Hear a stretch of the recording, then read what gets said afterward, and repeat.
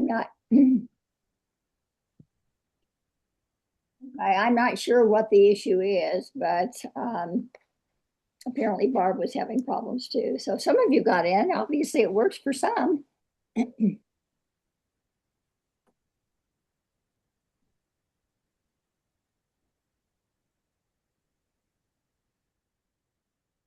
There were two links in the agenda. Did she link on this week's Zoom or the other one, which might be?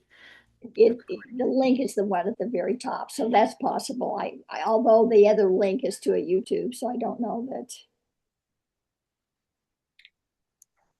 And you all, thanks, Beth. And you all probably have lots of questions as well. Do you want to? Shall we just go around very quickly, and you can just tell us who you are and the league you're with? We'll start with you, Beth Shopka. And a lot of you are on mute, so if you'll take it off mute so we don't have to wait. Sure. You're on mute. Beth. There we go. I got it. Sorry. It's hard to find sometimes. I'm Beth Sopka, and I'm from the Boulder County League. Right, Lori? Yes, I'm good Lori morning. Stevens from the Boulder County League. Okay. And Lori? I'm another Lori, yes. Lori Okay. Harvey. Yes, Lori Harvey. I'm not a member, but I am participate in a lot of your work. I'm the chair of the All Families Deserve a Chance Coalition and part of the Colorado Social Legislation Committee and work with Susan Stark a lot from the Denver League. Great. Well, thank you so much for coming today. Pearl Ann?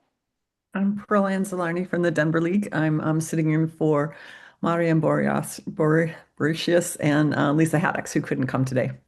Thanks. Celeste Kay? I'm Celeste Kling. I'm in the Larimer County League, but I'm not an active participant, but I'm getting engaged. Great.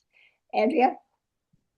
Hi, everyone. I'm Andrea Wilkins. I'm the legislative liaison with the State League. Dan? I'm Jan Edwards. I'm from the Uncompahgre League. I'm the voter service chair. Christina? I'm Christina Manthe. I'm from the Jefferson County League. Jerry? Jerry Cummins of Arapahoe Douglas League. Celeste? You're on mute. Hi, I'm Celeste Landry. It's so nice to have two Celestes on this call. I'm from the Boulder County League, and I've been very involved with elections for a couple decades now with the league. Thanks, Celeste. Barb? Barb Winery. I'm from Legal and Voters, Greeley-Weld County, voter service chair there, co-director of voter services on the State League board. Barb D. Barbara Dungy, Arapahoe and Douglas League, and welcome, Matt. Thank you for speaking with us again. Tina? Yeah, I'm Tina Collum from the Jefferson County League. And Neil? Hi, Neil McBurnett from the Boulder League, and I worked with Matt Crane in Arapahoe County on pioneering RLAs over a decade ago. He's awesome. My hair was a lot darker then. I had more of it too then, Neil. That's the most important thing we know. And of course, Beth Hendricks, who is the executive director for the Colorado League, is with us today too. In between eating lunch, right, Beth? It is my pleasure today. Thanks everybody for coming. It's my pleasure today to have the opportunity to introduce Matt Crane. Matt's been very gracious to come today. He is the executive director for the Colorado Clerks Association, and this is your opportunity to get all kinds of questions asked. He's gonna start and provide basic information. Matt, what works best for you, to have people just ask a question as it arises, or would you like to do your presentation and then answer questions at the end? It's up to you. No, I love that. I love to do it as we're going. I know if you're like me, I always think, okay, I need to ask this, and I always forget at the end of the presentation. So, if people want to ask during the course of the conversation, let's just do that. Makes it more conversational. And I really want this to be interactive and make sure that we get a chance to answer all the questions you have to the extent I can. Good, perfect. Well, and rather than raising your hand, just go ahead, and I'm sure we can take turns and do it that way. That might be a little easier than raising your hand and then I have to call on you. So Matt, take it away. All right, thank you. I'm going to share my screen here, and I just presented to the Arapahoe Douglas group. So some of this may seem a little redundant to Jerry and Barb, but I've added just some new stuff too, so it won't entirely be redundant. Thank goodness. Okay, hang on one sec here.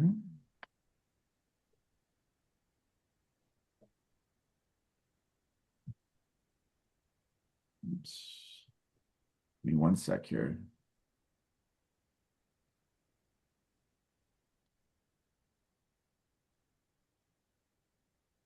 Okay, hopefully, can you guys see my screen? There you go. Yes. And is it presenter mode or the full thing? Presenter See mode. the full thing. Oh, you can Oh, see the no, we see what you mean to show. Okay, good. Okay.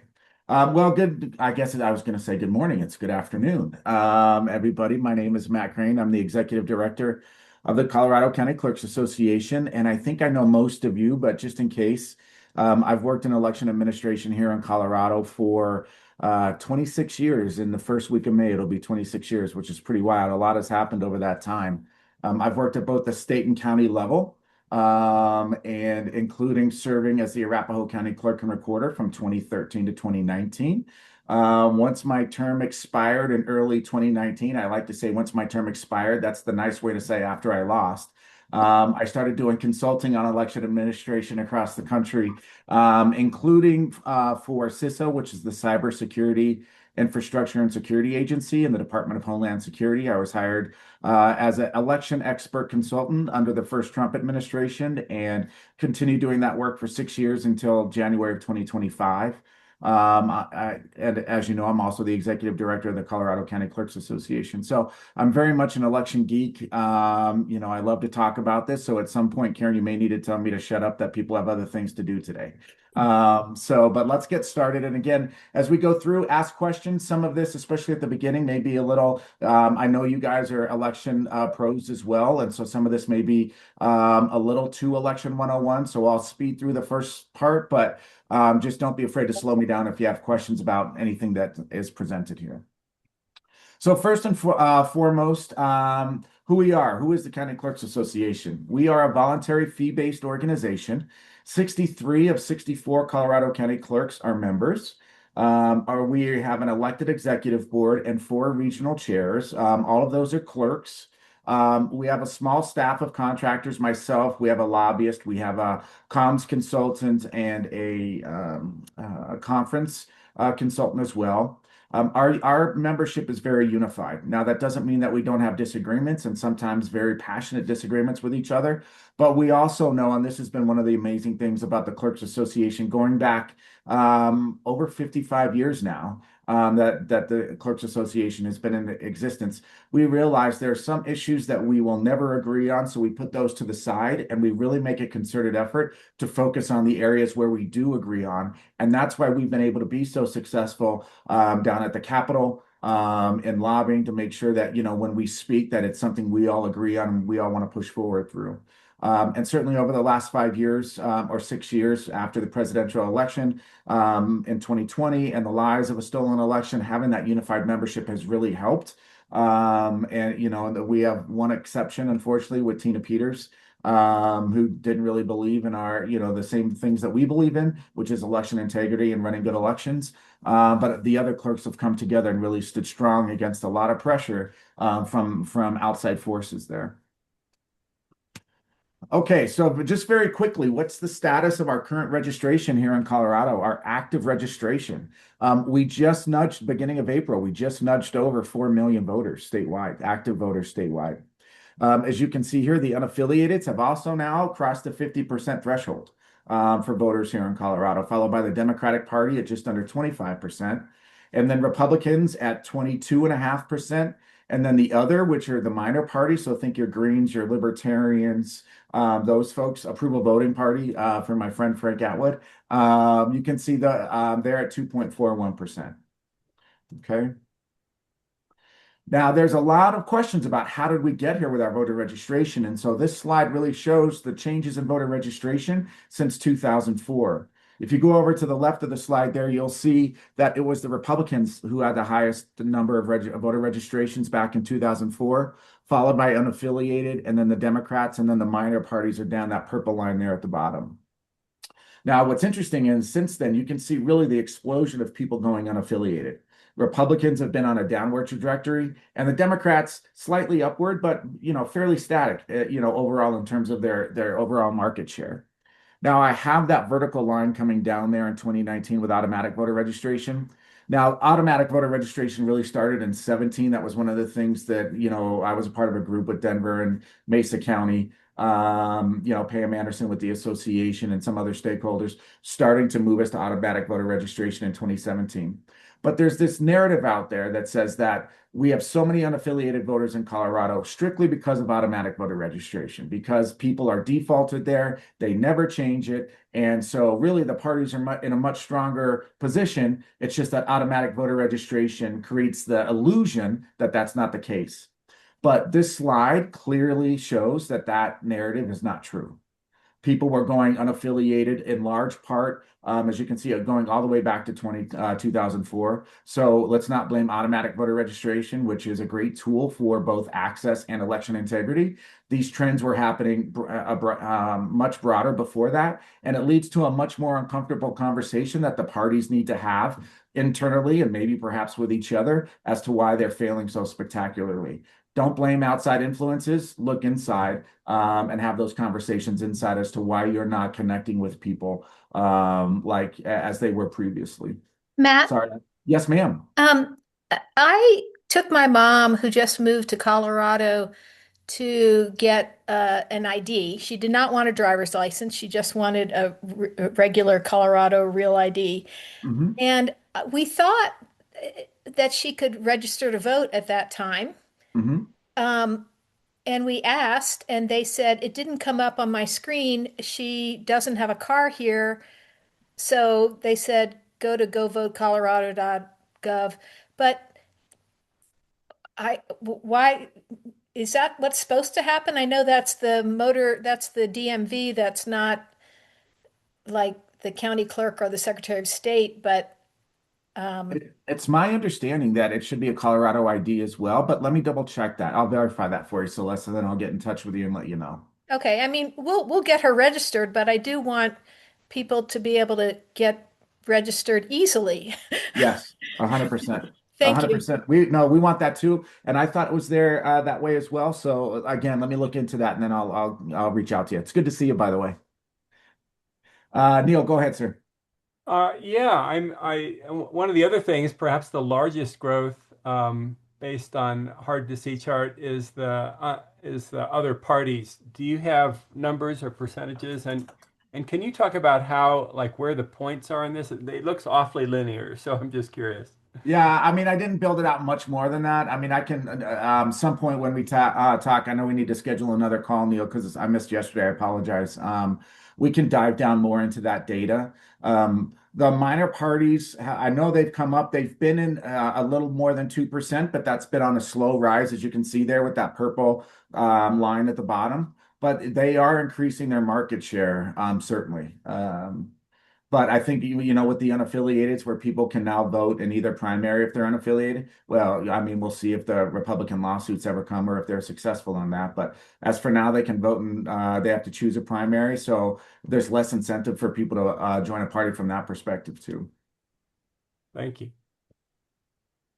Okay, very quickly, I think you all know this. We have two big elections this year, the state primary, which is Tuesday, June 30th. Ballots are mailed coming up pretty quick here, about a month and a half, Monday, May 8th. VSPC is open for primaries, are only open for 8 days before the election, or have to be open for 8 days. Some counties do more than that. They open the 22nd of June. The ballot cure deadline is Wednesday, July 8th, which is if we have close races in any of these primaries, that cure deadline becomes even more important as the campaigns work to get out and cure discrepant or missing signatures. And then the certification date is Wednesday, July 22nd. And then we have our big general election, the midterms, Tuesday, November 3rd. Ballots are mailed Monday, October 9th, although I do have to tell you that that could be changing as a part of an election bill going right now, where the window to mail ballots right now is 18 to 22 days. And if the bill passes, which I suspect it will, that mailing window will go to 25 to 29 days. So that Monday, October 9th could be changing. VSPCs before general are open for 2 weeks, so Monday, October 19th. The cure deadline is the 12th, and then the certification deadline is the 25th. And then if there's any recounts, they'll be called after that.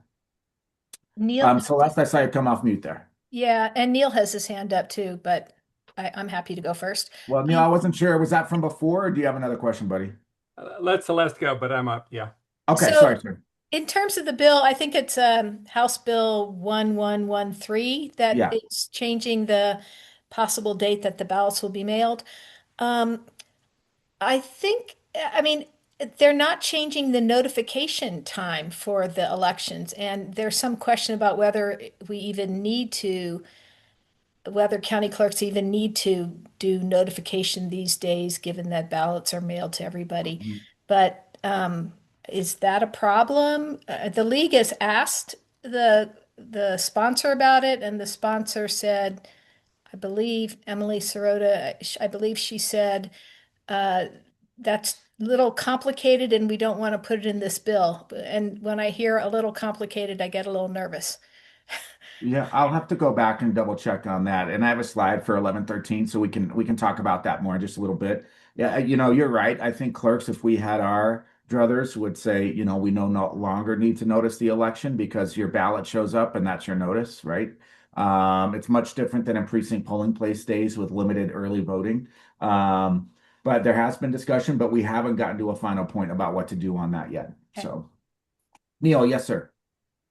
Yeah, I just wanted to suggest that this wonderful calendar include what I think is the most interesting day, which is, I think, RLA July Day. 14, which is when y'all can go, and we're going to talk about this some more later, but the risk limiting audits take place during that period of time, and that's our big cybersecurity opportunity to look It at is. real ballots and see that they match the record. So I'd encourage you to add that to your chart. No, I love that. I will. Forgive me, sir. Yes, 100%. Okay, just Colorado's election model. People think that we're an all-mail ballot state, but we're not. We're a hybrid model. As you guys know, we have ample in-person voting opportunity too. But with that said, people in Colorado love their mail ballots. 92% of those who cast a ballot in 2024 cast their mail ballot, and almost 80% of those took their ballot to a drop box. And I think this is one thing that Colorado does well next to some other states. I know some other states allow for receipt of ballot past election day, 7 to 10 days, so long as it's postmarked by election day. We do not. Ballots have to, unless it's a UOCAVA ballot, ballots have to be back by 7 o'clock on election night. And we actively communicate with voters. If you haven't mailed your ballot back a week before, use a drop box. And last I saw, or Judd had told me this, but states like Washington who allow for receipt of ballots after election day, they actually have a higher number of ballots that are rejected for coming in late than we do. And that's for a lot of reasons. I suspect, our friends at the post office do a great job, but they're not 100% perfect. There may not be postmarks. People may get it in a little bit late, hoping it gets there. The way that we do it seems to work really well. It's hard to believe I have to say this. I know you guys know this, but there's so much bad information out there. Every voter in Colorado casts a paper ballot. And we still hear this a lot. We demand paper ballots. We demand paper ballots. And it's like, okay, well, did you get a mail ballot? Well, yes. Well, that was on paper, wasn't it? So there's just been so much disinformation that, quite frankly, has brainwashed a lot of people. It makes it very difficult sometimes. It also makes it difficult, and Neil knows this well, when we have to spend so much time knocking down false information, it makes it really difficult to have conversations about improvements we know that need to happen because we're spending so much time knocking down the other stuff. Celeste, yes, ma'am. I don't know exactly what that means. Every voter casts a paper ballot because there is electronic ballot return for limited cases. But there was also a bill which the League of Women Voters strongly opposed, and the Colorado County Clerks Association also opposed, that would have let municipal and special districts vote electronically, do an electronic ballot return. And those are, I mean, those are not paper ballots, except that they are then put onto paper. But Right. so how do you define paper ballot here, I guess? Well, because every ballot that's counted is a paper ballot. Now, there is a small exception with our UOCAVA voters who use the portal there to transmit electronically. You're right, we were not in support of that other of the internet voting bill that would allow mobile voting. The security is just not there yet for that. But every ballot that's counted in Colorado is a paper ballot, and every non-UOCAVA voter, which is the vast majority, I don't have the numbers, but has to be 98%, I don't know, somewhere in the 90% of voters, do not have access to that online portal. Neil, yes, sir. Yeah, well, just to hone that point, I think the thing that is important, and this is actually something that I think everyone really needs to have very clear in their minds. The important thing is that people have a voter verifiable paper ballot. And so if you fill out your ballot at home, you can verify the marks on it. If you do it in person, even if you use a ballot marking device, it is especially important that you actually look at what it printed, because it might not print the thing that you thought you entered, and verify it. But as Celeste points out, there are some UOCAVA voters, there are some print disabled voters, there are some emergency voters. Thankfully, a very rare thing, because we make it so easy to vote with a voter verifiable paper ballot, that do not verify that paper. And I would actually argue that there are up and coming systems, maybe it's incredibly hard, that would allow people to do an end-to-end verification online. And if we do that, we should not. And in fact, it would get in the way of things if we said that we're going to copy those votes onto paper, because that copying process then would negate any efforts that the voter had done to, via really amazing and secure processes, but tricky ones, to verify that the electronic records are right. So we should actually stop touting paper, especially for the cases where it's not voter verified. Right. Well, and I think the Tusk tool has made pretty good strides in terms of being able to allow some verification, before and after transmittal. It's just not there yet, and we're not convinced the security is there yet either. Karen, yes, ma'am. Up, you're on mute. I want to be sure. I had a conversation with Jad this morning just to kind of clarify the very thing that Neil has raised. And unless I misunderstood, those overseas voters, they mark their ballot, it goes into a PDF format and it's submitted that way. And if one of those voters wants to find out whether the county clerk, what was on the ballot that they submitted to the county clerk, that they can do that. That they can contact their county clerk. They can say that they have submitted their ballot. They want to know what the clerk's office received, and they can have the county clerk with authorization from that voter check on that. So in fact, those ballots are counted off of paper, and there is some way for that voter, if they want to do that, to check to be sure that how they voted is what the clerk's office received. Now, did I misunderstand? Yeah. Yeah, I'll need to verify that. Oh, go ahead, Matt. No, I was just going to say, I'll need to verify that. When I was in office, I'm not sure that was available. Maybe there's something new with the program we're using now. I don't think that's the case, but I'll verify that and I'll let you know for sure. Could you? I've got a note to myself. That would be really, yeah, I would like to. I keep getting mixed messages here, and I want to be sure that what I think I understand is accurate. Yeah, I will chase that down. It's easy to confuse being able to verify via things like the not text to cure, but you can verify that your ballot was received, ballot but track, right? Yeah. and you do waive anonymity if you use some of the voting methods we've talked about. But I would be actually shocked and interested if there were people who said, yes, I need to waive that. I want to know that the electronic transmission got through. I'd be very surprised if people did that, but clerks do all kinds of things for voters. Yeah, let me see. I mean, I'm sure, when a record comes across, um, it's encrypted and transfer, I believe. But when it comes across, now, I don't want to speak out of turn here. Let me just verify and make sure. And I will get you what they actually can do. Okay, please let me know because You bet. I'll chase that down today. Okay, that'd be great. Thanks. Okay. Christina? Christina, yes, ma'am. Yes. Kind of shift our gears here a little bit. Would we be doing greater harm if we did a social campaign on countering these facts, these objections that people come up with, i.e., if we ran a social media campaign that said every Coloradoan casts a paper ballot, would that do more harm by calling attention to the No, no, I don't think so. And that's one of the things that, what I want to talk about later too, is how that we can work with you to amplify accurate messaging. So that we're all singing from the same sheet of music here, because, I can't keep up with the White House and the amount of messaging that comes out of the White House. But what we can do is rely on our friends and our networks here, and just make sure that because we have a broader reach, I think, than we recognize. And so if we're all putting out into the public square the accurate information, then we will get greater penetration than if we're trying to go it alone. So I think that's really important.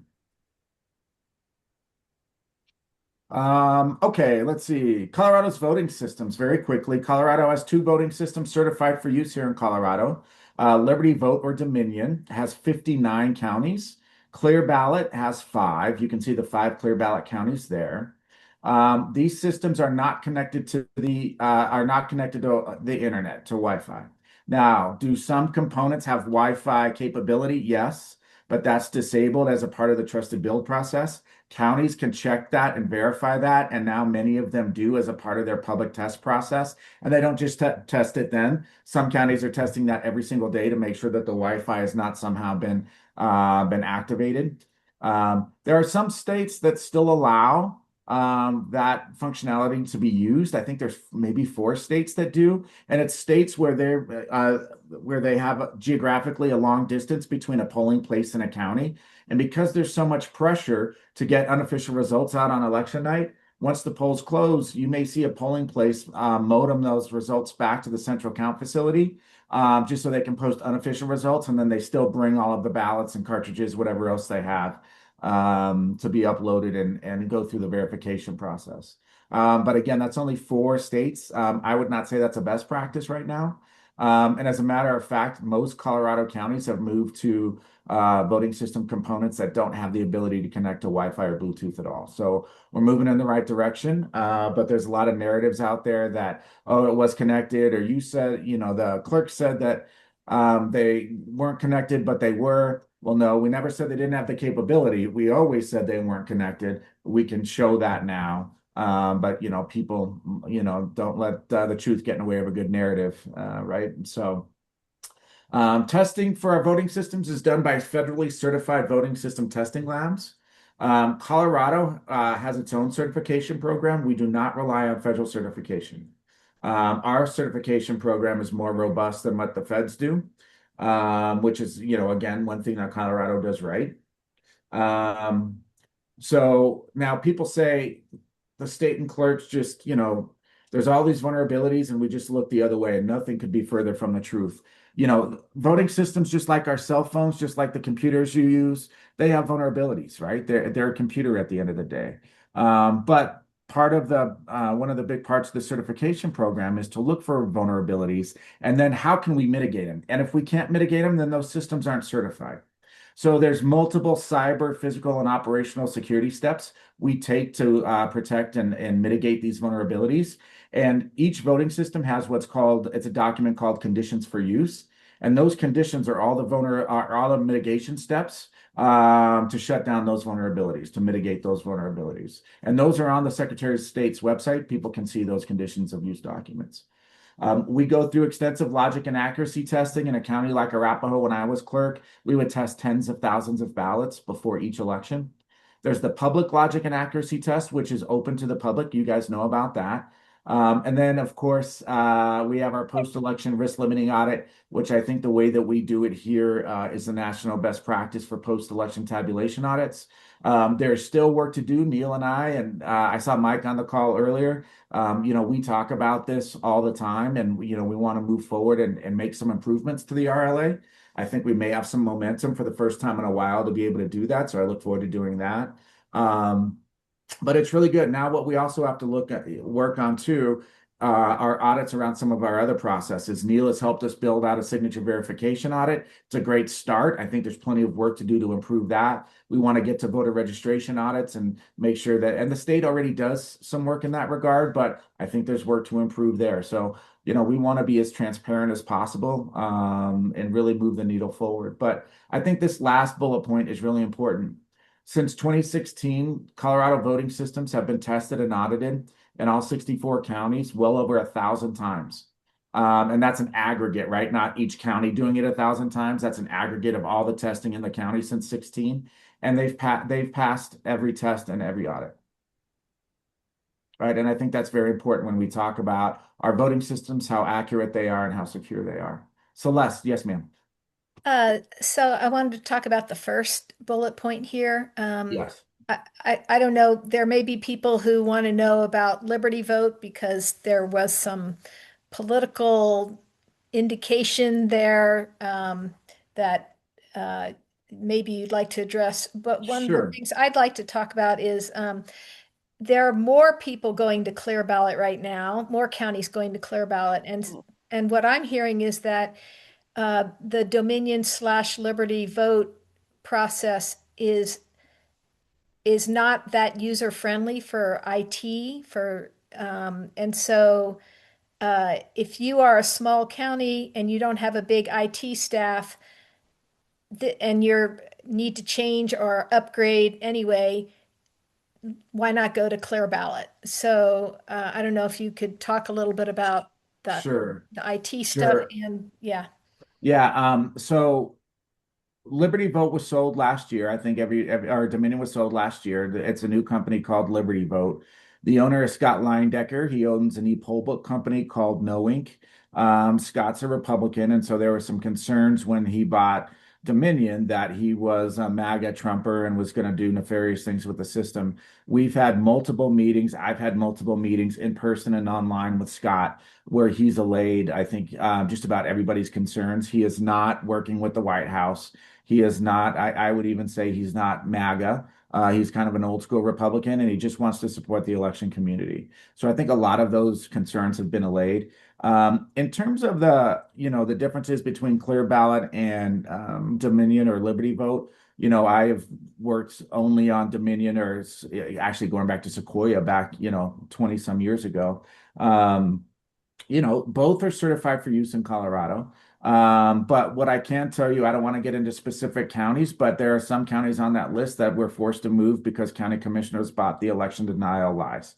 And so I think we see pressure from county commissioners, which is something we'll talk about a little bit with 1113. Do I understand that clear ballot may have a little bit easier user interface? Yes. But I think most counties Dominion counties are very happy using Dominion or Liberty Vote. And I think, Douglas, who's been using, and Garfield, who have been using clear ballot since 2017, are happy with their choice there. So I do think, you have to take a little bit of a look there. I do think some of the outside noise has impacted, quite honestly, all counties that have moved to clear ballot. But again, that's their choice. They're certified for use. And at the end of the day, the only thing that we're concerned about at the association is that they're getting good support from whoever they choose and that they're able to run good elections. So, if the numbers were switched and it was 59-5 for clear ballot, great. There's talk that Hart may come in here and try for certification sometime soon. They're another voting system company. That's great. As long as they can meet the requirements, as long as they can support their people, that's all I care about. So. I have one more follow-up question, which I actually put in the chat early on. does the association have a position on hand counting versus machine tabulation? Well, it's funny you should mention that. That's a nice segue here to my Okay. next slide. Yeah. So hand counting versus tabulation counting.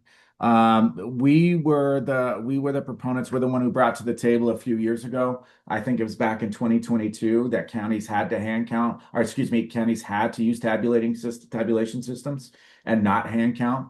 And there's a few reasons why, and there's been some information that's come out more since then. So first of all, hand counts are less accurate, generally speaking. When you look at there was an experiment done in Mojave County, Arizona, where their Board of County Commissioners was looking at going to hand counting in 2023. And this experiment was done in June of 2023. So this was not a live election.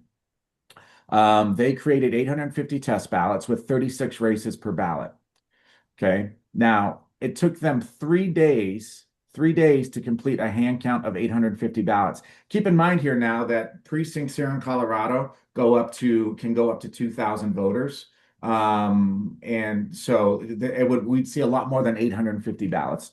And typically in Arapahoe, Douglas, Jefferson, we could have ballots with up to 40 or 50 or more questions on it. So 36 races is on the low side for the metro area. They brought in the best of their election judges, their cream of the crop, right? So they just didn't pull people off the street. They brought in people who were used to ballots and election process, ballot handling, that kind of thing. It took 3 days, and there was a 5.41% error rate. This is in a no-stress environment. You apply that to El Paso's 2023 election, there would have been an issue on up to almost 21,000 ballots. Okay. Now let's put this in proper context here, right? Because the people pushing hand counts also want us to go back to the Stone Age of elections, where we are voting in precinct polling places only on one day, limited absentee ballots. You basically have to have a leg cut off and go into the office and show your leg, to be able to get an absentee ballot in that scenario, right? So for those of you who have been election judges at that point in time, you'll remember I was an election judge back in the Stone Age too. You have to get there at 6 a.m. so you can set up the polling place. Polling place opens at 7. Voting closes at 7. However, in the metro area, it's not uncommon that, especially in big elections, voting could go on for 3-4 hours after that, right? Because anybody in line at 7 o'clock can vote. But let's be a little conservative with this and say it's a 2-hour line instead of a 4-hour line. So they get there at 6, voting starts at 7, polls close at 7, that's 13 hours. Another 2 hours of voting is 15 hours. Then you have to go through another hour or so of being able to close up the VSBC and make sure that you're doing your proper accounting of all the forms. So now we're at, what's that, 10 o'clock, right? And then let's say there's an 80% turnout. So that's 1,500 ballots in a precinct of 2,000.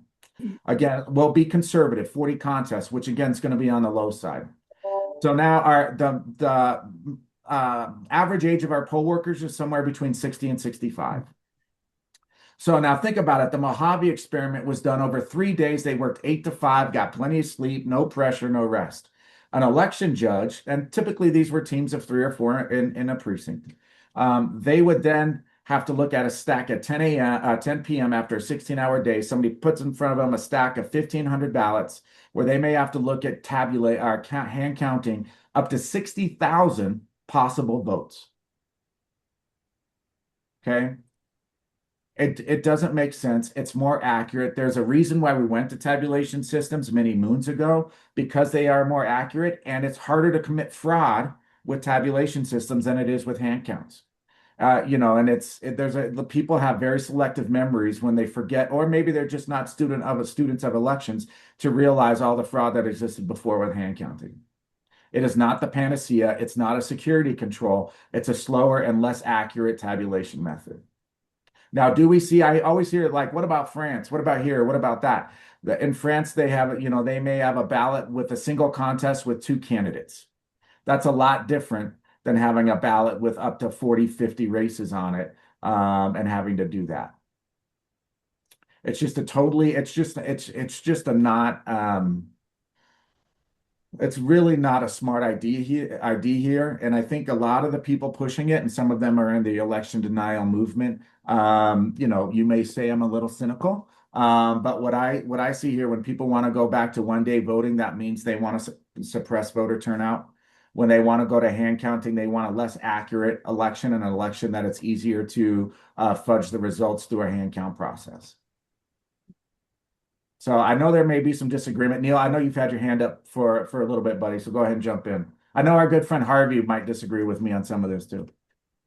Yeah, I know. I think that you can do it more accurately with better procedures, but I don't disagree with your point here at all. I will briefly note that that our experience in hand interpretation under very good conditions during risk limiting audits is far better. So, people can do this right, but you absolutely don't want to throw 1,500 ballots at them and have them looking at all that. What I really wanted to do was go back to the last slide and just, as long as we were on the topic of different election systems, note that there's a new one that is going to be certified federally pretty soon that I hope applies to Colorado, called Voting Works. And it's an open source voting system. It is written by top folks in the election security world. It is got much better security of the code and the processes, and way better than this hash validation stuff. Anyway, everyone should keep your eyes open for Voting Works, which has been used in some states that don't require certification to get it working and tested well, but that's on the way. Yeah, I look forward to that. I've heard about that too, Neil. I look forward to that. Okay, Karen, how are we doing on time? Well, we're about 15 minutes or so out. So again, I want you to finish your program. This group is usually pretty good about saying this is an area that folks are interested in. So I think we're more dictated by your schedule and when you have to leave. And if people have to go, they'll just leave. So okay, sounds good. There's also a question in the chat that okay, if somebody could call those out. I can't as I'm going, it's tough for me to keep up with the chat there. It's kind of a long question. Barbara, do you want to read it? I'll tell you what. How about if it's a long one? If I could just submit it to Matt for him to review and think about after this, that would be fine. Sure, I'm happy to, Barb. I'll put my email in the chat. Thank you, Matt. You bet. Please share the response with all of us, or with Karen to share with us. Thank you.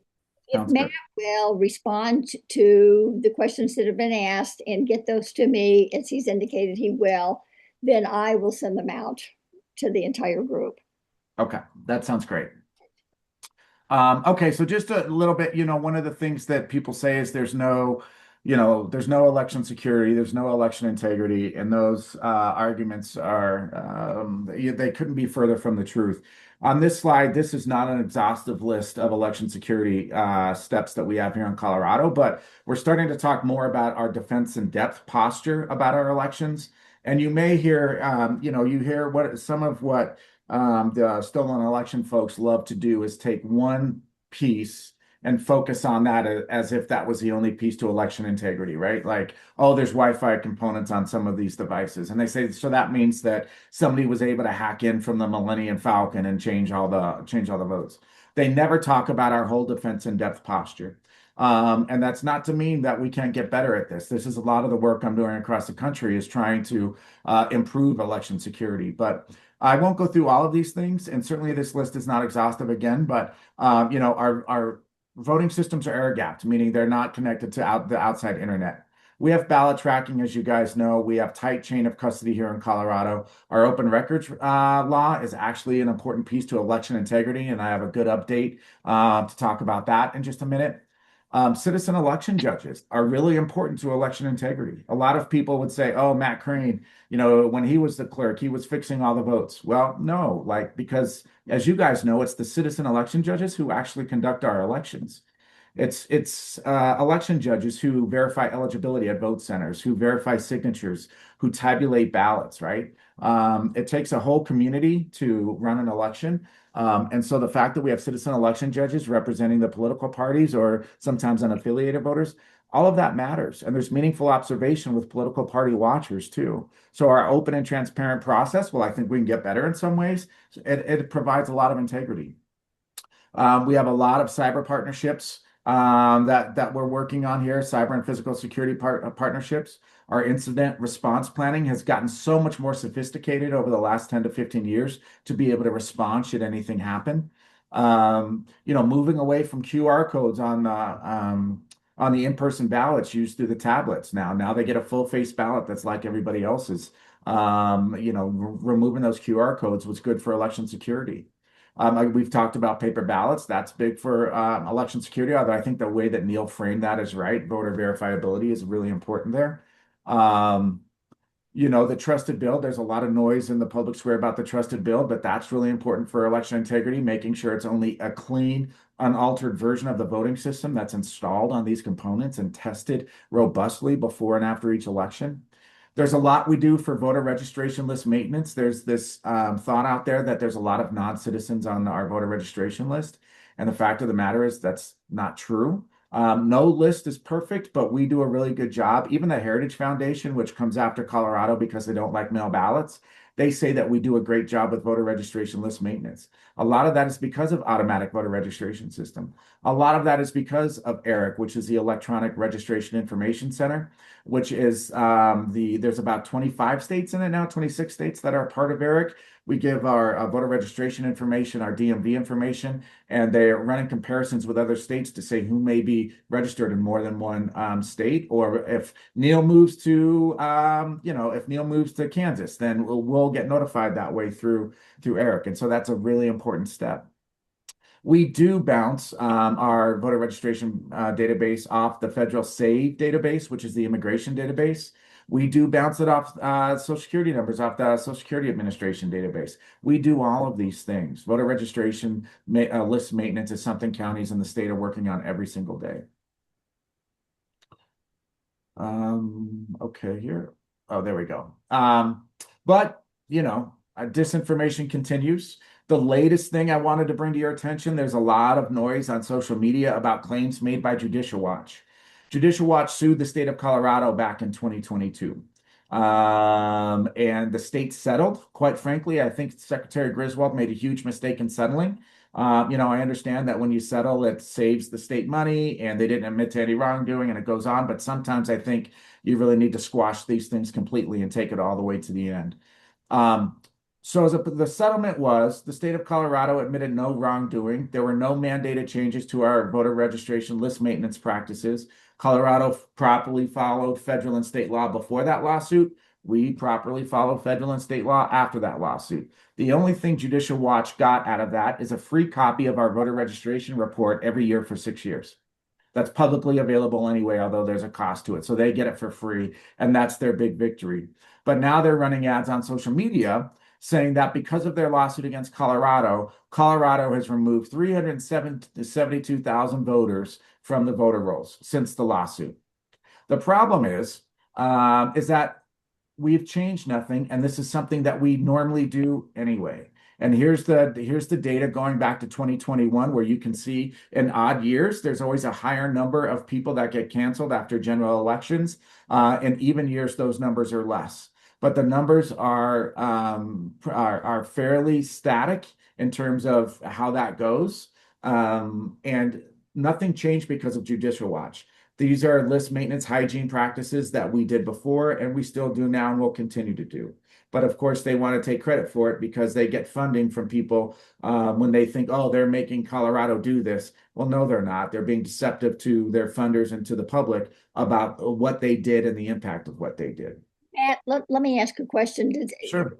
Those voters that were those voters removed from the active list, but they are on the inactive list just because they haven't voted for a period of time? These voters were canceled. So it could be because they didn't, yeah, it could be because they moved, let's say, right? They moved to another state. It could be because we got return mail from them. And then they were on the list for the requirements under the National Voter Registration Act, where once you go inactive, you have to miss 2 more general elections before you can be canceled. So it could be for those reasons, right? Or they could have withdrawn on their own. Some people withdraw their voter registration for whatever reason. So it's normal things that happen, and nothing changed in terms of what we do around list maintenance because of that lawsuit. Yet it doesn't stop them from saying, "Oh, they made Colorado do this." No, they didn't. This stuff was happening anyway. Okay, just to clarify for me, canceled means they are actually off the voter list. It's a different than being inactive. That is affirmative. Yes, ma'am. Okay. Yes. Yes. And I got this, judge just sent me this data yesterday. So, I was really grateful that he sent this over. Now, the impacts of these false narratives. Look, I mean, it has had a huge, profound impact on the election community. In the 2024 election cycle, there were 227 bomb threats against election offices. Suspicious mail packets were received in 11 states, including Colorado. Multiple ballot boxes were set on fire across multiple states. And since 2020, 38% of election officials have reported threats and harassment. Here in Colorado, I don't know what it is. I don't know why it is. I talked to some of our clerks. I don't know if it's a combination of weed and altitude or whatever it is. But Colorado seems to be a center headquarters for the election denial movement. Mike Lindell's Cause of America group, the leaders, or at least the one-time leaders, lived here. I'm not sure if they're still doing it. The Dominion Lies after 2020 started here in Colorado by a guy in Douglas County who's amazingly running for state Republican chair right now as a Republican. That horrifies me. But for whatever reason, Colorado is at the center of the stage here. And look, Tina Peters, these lies impacted Tina Peters, and they're a large part of why she's in jail. Now, ultimately, she has her own agency, and the culpability is hers, and she broke several laws. But she believed these lies that these people are pushing, continue to push. And, we talk about threats. Unfortunately, here in Colorado, those threats have become actual violence. That picture you see there is from Archuleta County, their election office, from June 12th of last year. Somebody threw a Molotov cocktail into their election office. Thank God nobody was hurt. It was like 1:30 in the morning. But the suspect, the person that they arrested, now, of course, they're guilty until proven innocent, and I want to respect that. But the suspect that was arrested had a lot of social media content with election denial content, and it showed up in county commissioner meetings talking about election denier stuff. And one thing that we heard from people who were in the room for the arraignment is that the court gallery had people in it supporting the suspect, saying, it's about time something like this happened. We need more of this. So the environment is really rough for election officials right now. And part of it, that is by design. It is to induce people to either leave the profession or make mistakes so that people can go and say, oh, look, there's something wrong with their elections, and they can blow up more false narratives based on those mistakes. Celeste, yes, ma'am. So 3 things, if I can remember them all. I think the suspect in Archuleta had run for office or something Yes. like that. Yeah, for sheriff. That's right. Yeah, so I mean that's concerning that, as you say, some of these election deniers are running for office. In terms of Tina Peters, the Secretary of State, who you might ask for if you have questions about the integrity of the election, is a Democrat, a strong Democrat, let's say, a very visible Democrat. Tina Peters is Republican. And so Tina might have felt like it's not like, why should I go talk to the Secretary of State? She's not going to listen to me. But the majority of the counties are run by Republicans. The County Clerks Association has plenty of Republican county clerks. I mean, my feeling is she shouldn't be doing this unilaterally. She should have reached out to other people and gotten, like, you shouldn't, it's just, my opinion is she is in jail. The buck stopped with her. She That's okay. And then the third thing I want to say is my daughter is writing a book. It'll come out in March of next year. It's about a guy who shot a migrant and he got off scot-free. And this is similar to what you're saying, these people in the courtroom in his court case and in these other court cases, they're all supporting the person saying it's about time somebody fights back. And that's also very concerning. So Very scary. anyway. One thing that Celeste, your point's exactly right regarding Tina. And I think one thing that's important to know is back at that time, there was a lot of fog out there about what's an election record and what needs to be retained from the voting systems. And Tina had talked to the clerk in Larimer County at the time, Angela Myers, and Angie wasn't sure what was true. So she called the Secretary of State's office, right? Jenna was still a secretary at the time. And Jenna's team walked Angie through how to back up the Windows access and activity logs. They walked her through it. Now, they didn't do a full image, but they walked her through the logs, which she was concerned about. So there were other options there. Tina could have called me. She could have called other counties who would have walked her through how to get an image of the voting system. We never would have, if she had told me that her image was to, she wanted to go and put it at the Mike Lindell Symposium and put it online and make, all Dominion counties at that time vulnerable to attacks. Of course, wouldn't have done that. But if you're like, oh, I think I need to retain this, you're right. There's plenty of ways that she could have gone without turning off the lights, creating false identities, lying to elected officials in other county. I mean, there's a million different ways she could have done this. But the problem with Tina was she's, I look at people who run for office in kind of two different categories, right? You have people who are running for the right reasons, regardless of their politics. They want to be serious policy makers. They want to be leaders in their communities. And then you have others who they just want to win a beauty pageant. They think that they can be on Fox News or go to the dinners and be adored, right? They don't want to be serious. Tina fits into that second category. She never learned her job. She never learned her systems. She had problems in multiple elections, and it made her susceptible to these people who said, hey, you could be a hero if you help us prove this deal. Well, she's in jail, and they proved no fraud because there wasn't any fraud in Mesa County. It's actually a very tragic tale, but okay, let's talk a little bit. I know there may be some questions about federal intervention in our elections. There was a recent executive order that came out that would expand the federal role in voter eligibility and ask DHS to create a citizenship list that counties would have to send their voter registration list to DHS for comparison. It would also, let's say if Neil wanted to verify his information on this list, that there would be a public-facing portal, I guess, for him to be able to go and make sure his information is correct. A couple problems with this. One, DHS has no role in elections like that. And states before this are not required to send their voter registration information to the federal government. And we know especially this administration, has not handled the states that have voluntarily sent that information. They've given out to other third parties for other reasons, and so that's concerning.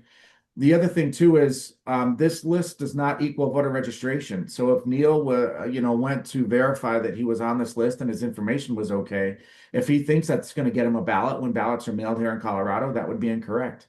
He would still have to take other action here in Colorado to verify that. So it's not a very efficient way to do that. Mail voting control, it would increase the mail voting controls in USPS. So one of the things that would have to happen about 60 days before an election, Colorado would have to send our voter registration list to the USPS. And then if there was somebody on the list to get ballots, if a ballot was coming through and USPS didn't see them on that list, then USPS wouldn't mail their ballot. Now, I love our friends at the post office. They do a pretty good job, but they have their hands full with their day jobs. They don't need to be involved in election administration. And why does the federal government have two different agencies with voter registration lists potentially making changes, that kind of thing? I mean, you want to talk about inefficient and a recipe for disaster and bad data? This is the prescription for it. It's important to note that Colorado already does a lot of this. On the list maintenance slide, you heard me talk about, we already compare our data to the federal SAVE database on immigration. We already compare our voter registration list to the Social Security Administration. We're already doing that. right? And we do it more efficiently and better than what the federal government can do. For USPS, they also want us to have the USPS approve our mail ballot envelopes. We do that now. They want us to use intelligent barcode scanning. Most counties in Colorado do that now. We don't need federal intervention. We're already moving in this way, in these ways in large part already. And we, like I said, we do it better and more efficiently than what the feds could prescribe.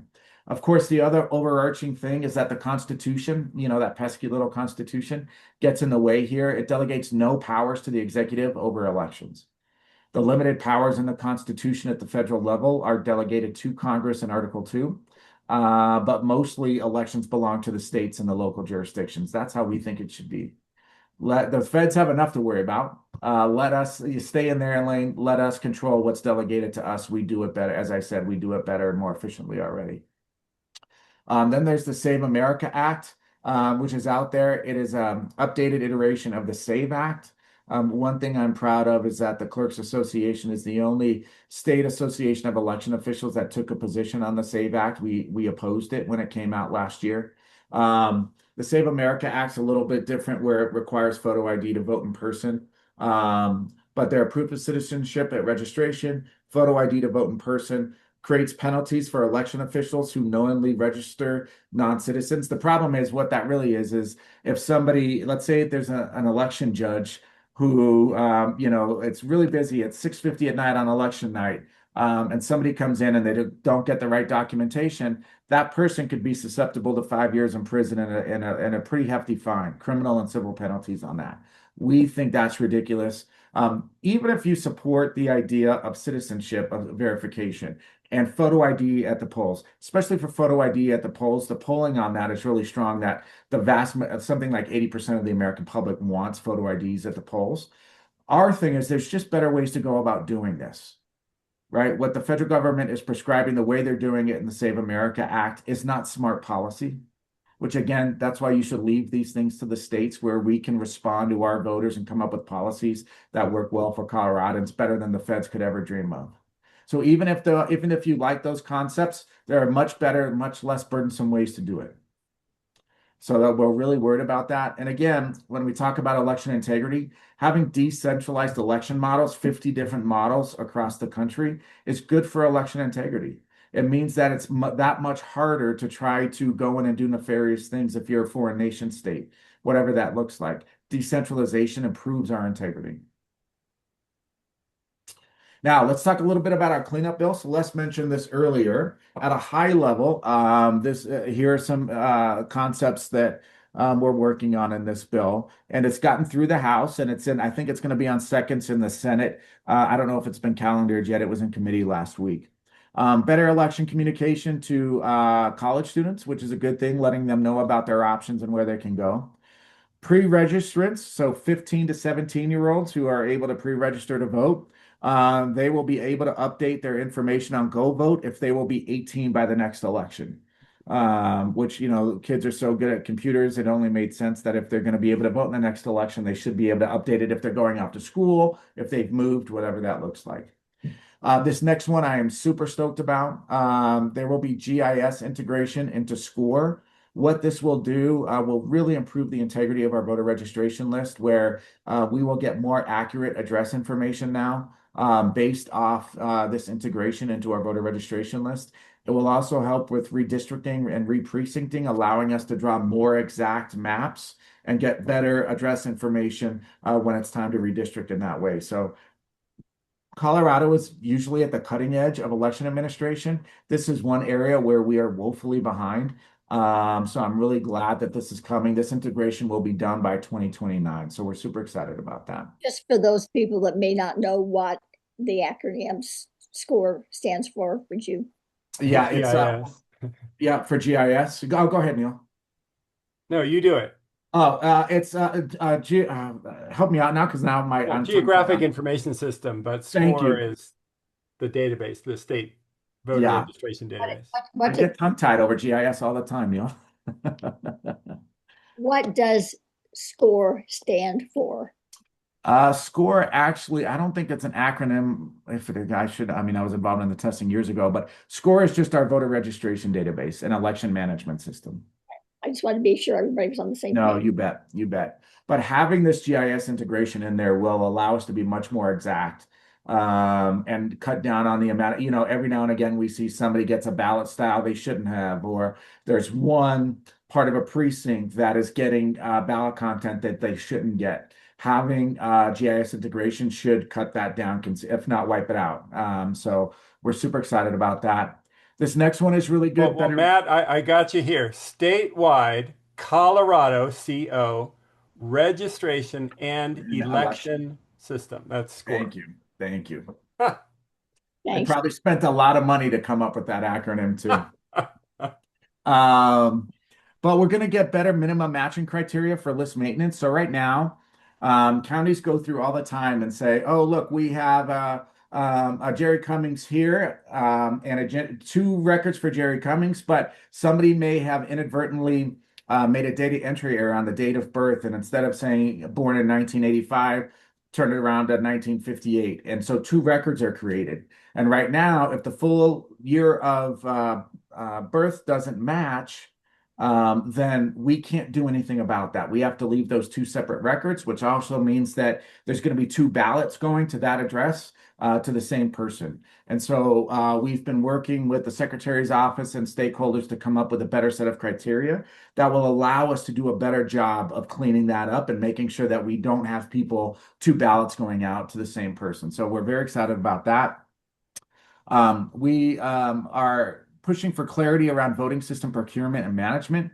Right now, the statute says that basically gives the power of selecting a voting system and procuring a voting system to the Board of County Commissioners. We think that's incredibly backwards. Clerks are the subject matter experts and should be making these decisions. Now, of course, commissioners control the purse strings, right? And so we are not kicking them out of the process altogether, but we're essentially inverting the language where right now it says the commissioners in consultation with the clerks shall get a voting system. Now it's going to say the clerks in consultation with the board. It's really important too, because we have had some commissioners who are election deniers put undue influence and try to get involved more and more into the voting system, not just the procurement, but the operation and management of the voting systems after that. So it's really necessary to tell commissioners to stay in their lane and let the experts handle this work. Challenges in voter registration. Right now, if you were to go look at the bill now, citizens have the ability to challenge a voter registration, and the bill strikes out that ability altogether. We are uncomfortable with that. The secretary is uncomfortable with that. Different stakeholder groups are uncomfortable. So we're going to put back in there a right for an individual to challenge a registration. But what we saw happening was clerks were getting these long lists of voter registrations that should be canceled. And really what it was is people were sending us our inactive list and saying they should be canceled. Well, under federal law, we can't cancel them just like that. I wish we could in a lot of cases, but we can't. We're following the law. But what those lists do, it takes a lot of time and resources for counties to go through those lists just to verify they're inactive. You guys know they're not going to get a ballot anyway. And if they miss another election or two, they're going to be canceled, right? But it becomes a talking point for people that the list isn't accurate because of that inactive list. So now it's going to be you can only do one at a time with some other guardrails around that. We're making a change. Matt? Oh, yes. So you said it's on second reading in the second house. No, So in the Senate. In the Senate. in the Senate, which is the second house. So this is kind of late to be making a change, but anyway, I'm just confirming that there is an amendment written, ready to go for the second reading. Okay, great. Thanks. Yeah. Yep. And yeah, that's right. And then we're making a change to the combined voter program, where right now counties have to be open for 6 hours, even if all of the combined voters who wish to vote have been served. So we're putting some tiers in there to say that if it's a smaller facility, they only have to be open, I think, for 3 hours. The next size goes up to 4 or 5 hours, and then the minimum is 6. So those are floors; they aren't ceilings, and you have to stay there until everybody is served if you go past the floor. But for some counties where they may, have a minimum number of beds and 3 people, it didn't make sense for them to be open for 6 hours. So that's a good adjustment for counties. interference updates, there's you will see a change to the interference statute saying that it's also illegal to interfere with somebody who is, let's say, Karen, if you're taking for your family 5 ballots and you're dropping them off at one time. With all of the concern around election harvesting, there's concern that people could be facing, intimidation and those kinds of things. So it'll be a crime to interfere with anybody who's just through the natural course of a legal process, putting in more than one ballot. The bill is going to expand the governor's emergency powers over specifically to include elections under his emergency powers, just in case we were to see something happens at the last minute and the USPS is ordered not to deliver any ballots. So part of that will include the creation of a advisory committee of election experts. So the governor won't be making this decision in a vacuum. He will be getting feedback from a community of election experts to make the best possible decisions. God forbid if something like that does happen. And then Neil, it is in there, buddy. I don't know if you've seen the bill, but updates to Quora that will change dramatically our ballot redaction process. Right now, if there's a stray mark or somebody writes their name on the ballot, we have to go and redact that before making the images or the ballots publicly available. The Constitution says the government shall not reveal how somebody votes, essentially. And we've been arguing it's better for election integrity if we're duplicating less ballots and the original voter marked artifact is available for public inspection. If somebody writes their name on a ballot or some other identifying mark, I don't think it's the government revealing that. I think it's the person revealing that. And so we'll do a lot of education around, hey, don't do this. Please don't put any identifying marks. But, think of a county like Denver where, they may have a 3-page ballot. They're sending out up to 500,000 ballots. That's 1.5 million images they have to go through looking for stray marks or names or something like that. So it's good from an election integrity point of view. It's good from a fiscal point of view, from an operational point of view. So I'm really excited about this one too. We've been pushing for this for a while and we finally broke through on it. So that will also help, we're working on trying to improve our risk limiting audit process. And so again, having more original ballots as a part of that process will make the audit stronger too. So very excited. I just want to say that, nobody knows if a name is written on a ballot, whether someone wrote their own name or somebody else's name. I mean, the whole point is you can't prove who it is. So I think it's great. Thank you so much. Yeah, we're excited about this. This will still keep protections in place, though. If you live in a small precinct with, say, 3 to 5 people, and you're the only Democrat or Republican in there, those small precinct provisions to redact the entire precinct are still there. But this will save us a lot of time and add a lot of integrity to the process. Okay, we're almost to the end, I promise. And then for those that have questions, I want to be able to answer them. So what can you do before the election and what can you preach other people to do? First of all, make sure that people are verifying their information on govotecolorado.gov. We want them to get their ballot at the right place. So make sure they do that. Sign up for BallotTrack. Only about 50% of our active voter registration list is signed up for BallotTrack, which is crazy to me. So encourage people to sign up for that so they can get information about where their ballot is throughout the entire process. Understand important dates, right? Know when ballots are going to be mailed. Know when the VSPCs open, their times they're open. Certainly know when election day is so you can get your ballot back to us back in time. You guys would be amazed how many people, just the basic blocking and tackling, like when is election day, people aren't aware of that. So it's really important to understand those dates. If you want to vote in person, make sure you have the acceptable forms of ID. I think there are 20 or 21 now. But you need to make sure you have it so you don't have to vote provisional. We always encourage people taking tours of election facilities. If you have questions, we always say we want people to get the truth from the experts and not the lies from the grifters. So go in, especially in the metro, all the metro counties do tours of their election facilities. So it's really important to go in and see how it works going around the primary where you can see actual ballots being processed. It's really cool to go in and see that. So, and clerks, again, love to answer any questions that you have. And then finally, we always need more election judges, and it's a great way to learn the process. We've had a lot of luck with people who are skeptics or outright deniers when they come in and serve as election judges. They say, well, wow, that's not what this person said. That's not what that guy said. That's not what they said at all. And even if they were a complete denier or skeptic before they came in, even if they walk out of that experience saying, you know what, I trusted in Arapahoe. I don't know about Denver, but I trust Arapahoe. That's a big win. And then we can build on that relationship with that person and say, well, did you know Denver does it the exact same way we do it here? And you can go take a tour of Denver too, right? We're looking to build that foundation, right? And getting people in to do the work really helps in that regard. And again, and this goes to the comment earlier, I can't remember who made it, but we want to work with you guys and partner with you guys. We want to be your trusted source for election information. And so we'd love to share. We're working on a communication campaign for later this year. We'd love to share that with you, have you guys amplify that. If you have things to send out, I apologize for my dog barking in the background.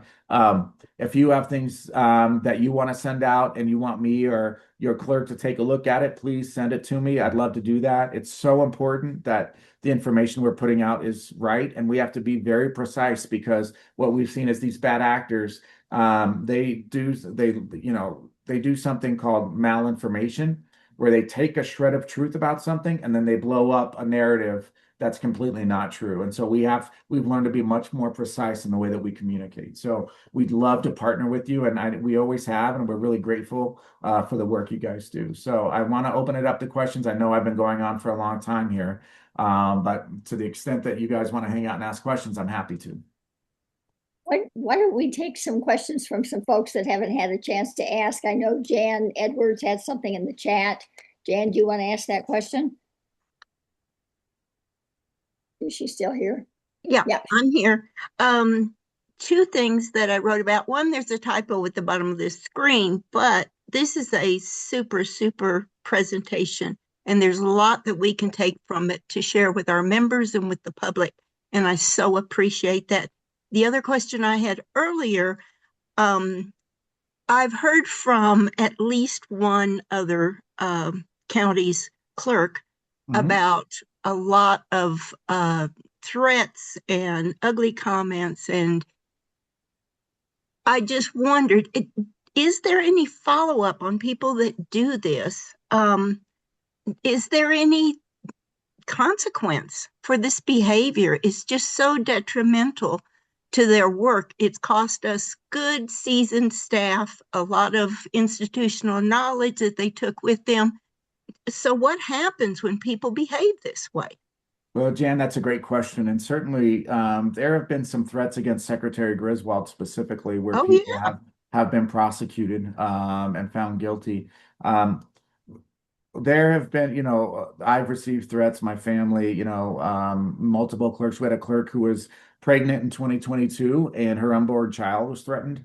And all of these things get reported to the FBI, but, there's a very thin line, I think, between somebody's First Amendment right and what actually constitutes a legal threat. And so unless it's phrased in such a way, then nothing will happen. But as we saw in the slide with the fire in Archuleta County, these threats and a lot of the people leading this movement, I don't think are the ones that'll do anything, but they have so many people that they brainwashed. It's some crazy person they've brainwashed that I worry about doing something. And I'll be honest, I mean, I had a threat, gave it to my local police department. Ironically enough, the officer who I gave the report to pulled me over for making an illegal turn. I was guilty. A couple weeks later, and I said, "Hey, did you follow up on that? What'd you find?" And he said, "Oh, I didn't follow up on it." So there's some of that too, right? And we know that there were some I can tell you, in the Tina Peters case, we're moving away from threats a little bit here, but the federal government was doing an investigation, and then when the new administration came in, that investigation got wiped away. And it would have included a lot more than just Tina Peters there. And this is confirmed by DA Dan Rubenstein from Mesa County. So, there is a stunning lack of accountability. And that has only enabled these people and made them feel like they have more bandwidth to cause problems and threaten things and say things that aren't true, right? And I don't want to restrict anybody's right to free speech at all, but I do think some of the threats that come through probably deserved a little more attention than they got. Is there anything that we as citizens can do to apply some pressure?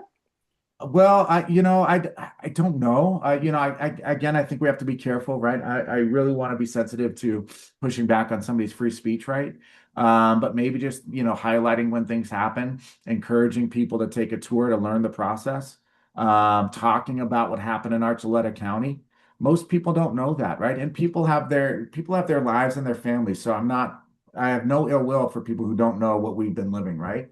But the more that we can make people aware of it, then I think the better off we'll be, where, people will, want to learn more and hopefully want to amplify the truth. That's the most important thing we can do right now.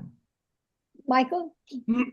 Yeah, I have a quick question for you. Hey, Mike. One of the best developments I think that's happened for election transparency is a willingness by both clerks and the Secretary of State's office to provide access to the cast vote record during the certification and the canvass board duties. So at what point or will the association be taking some leadership in how that can happen?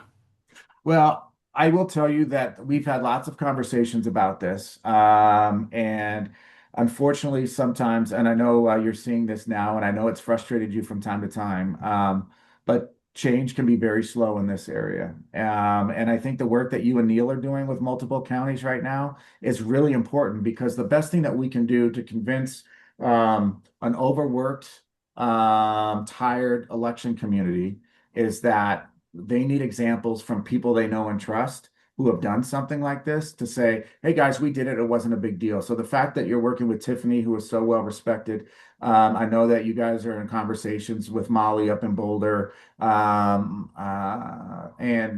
was it Well too? Yeah, Carly. Yeah. Those people matter, because they can be great ambassadors for other clerks to come along and see it. But once that happens, once you get a successful pilot, that can move pretty quickly. That can move things pretty quickly. Neil knows I've been hammering at this for a while. And so, if I could be secretary for a day and not worry about it, there's a lot of things that you would see. But the community's tired, and I know you see that now. And I really appreciate the tact you've taken, Mike, because I think you've done a great job at not coming after clerks and just saying, hey, I want to improve the process, and that matters. It's just time, change can be a little bit slower than we want it to be. But I'm working on it too, I promise you. I promise. Thank you. Appreciate it. Neil, yes, sir.